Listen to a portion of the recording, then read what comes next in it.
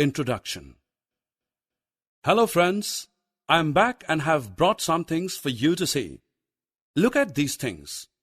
All these are solids. Today we will learn about solids and its shapes. Objectives.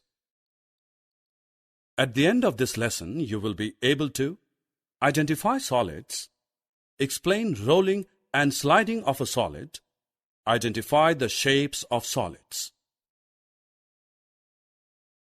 Friends, look at this brick. This is a solid. This brick has a fixed shape. It has length, width, and height. It is hard.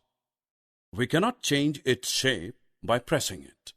Thus, we can say a solid has definite shape and size and cannot be pressed easily. Now see this lock. Is this a solid? You are correct. This lock is a solid.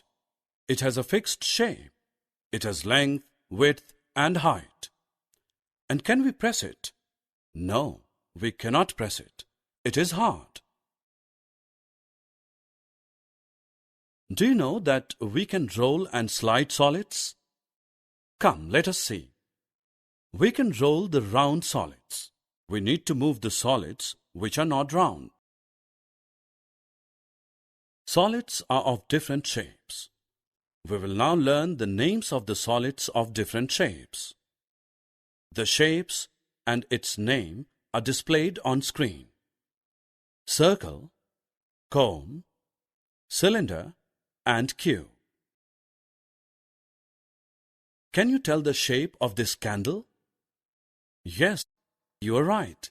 It is cylindrical in shape. Summary. Let us summarize what we have learnt. Objects that have definite shape are solids. Solids can roll and slide. Solids are of different shapes: circle, cone, cylinder, and cube.